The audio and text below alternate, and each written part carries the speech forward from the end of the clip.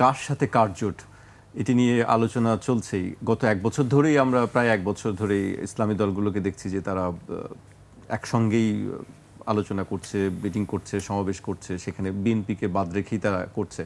আবার এটাও দেখছি যে বিএনপির সঙ্গে ভেতরে ভেতরে একটা আলোচনা ছোট ছোট যেসব ইসলামিক দলগুলো আছে তারা করছে। আপনার কাছে কি মনে হয় আসলে কি? দেখেন, এইটা সামনে নির্বাচনে ঐক্যবদ্ধ হওয়ার চেষ্টা হচ্ছে। যেমন জামাত ইসলাম প্রথম থেকেই বলছে যে ইসলামিক দলগুলোকে একসাথে নিয়ে এক বাক্সে ভোট দেওয়া, এই চেষ্টা জামাত ইসলামের তরফ থেকে বেশি প্রধানত করা হচ্ছে।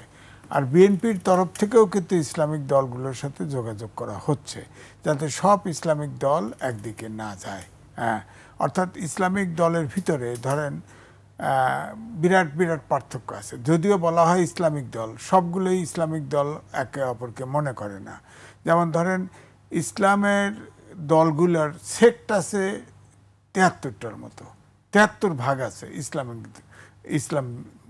ইসলামিক চিন্তাবিদদের ভিতরে। এদেরকে সব এক জায়গায় আনা কিন্তু খুব কঠিন।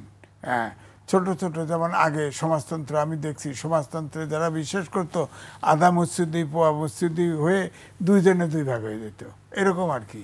ইসলামিক দলগুলি আপনি সারা বিশ্বেই খেয়াল করে দেখেন যে ইসলামিক দেখেন ওআইসি একসাথে কাজ করতে পারে না। ওআইসি, এই যে গাজাতে আপনার ইসরায়েলে গণহত্যা চলছে, শিশু মেরে ফেলছে, ওআইসি ইসলামের রাষ্ট্রের পক্ষে থাকবে, দেখেন নিষ্ক্রিয়, এরকম।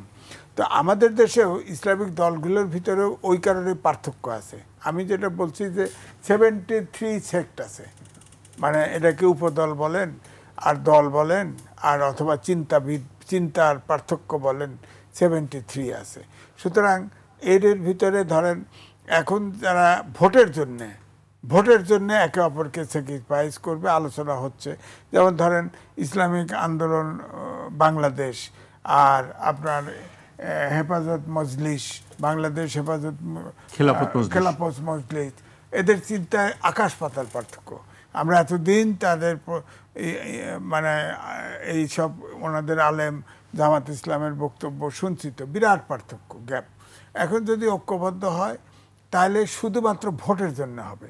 ভোটের জন্য যদি ঐক্যবদ্ধ হয়ে সিট বেশিও পায়, তাহলে এই যে তাদের তাত্ত্বিক যে পার্থক্য, চিন্তার যে পার্থক্য, এই পার্থক্য কিন্তু একমত হওয়া কঠিন। সেটি আমরা এতদিন জানতাম যে আসলে ভোটের জন্য সবাই এক, কিন্তু আজকে যিনি কথা বলেছেন একজন, আমি তার নামই বলি, মাওলানা মামুনুল হক, যিনি বক্তব্য দিয়েছেন আজকে একটা সাক্ষাৎকার দেখেছি, সেখানে বলেছেন যে ছোট ছোট কিছু দলের আসনের ভিত্তিতে হয়তো তারা শেষ পর্যন্ত বিএনপি সঙ্গেই চলে যেতে পারেন। হ্যাঁ, বলছেন। কারণ হচ্ছে যে আপনার মামুনুল হক সাহেব যেসব বক্তৃতা দেয় দেখা গেছে, এবং কাশেমি ভাইরাও যে বক্তব্য দেয়, জামাতে কোনোভাবেই সাবস্ক্রাইব করে না ওনারা।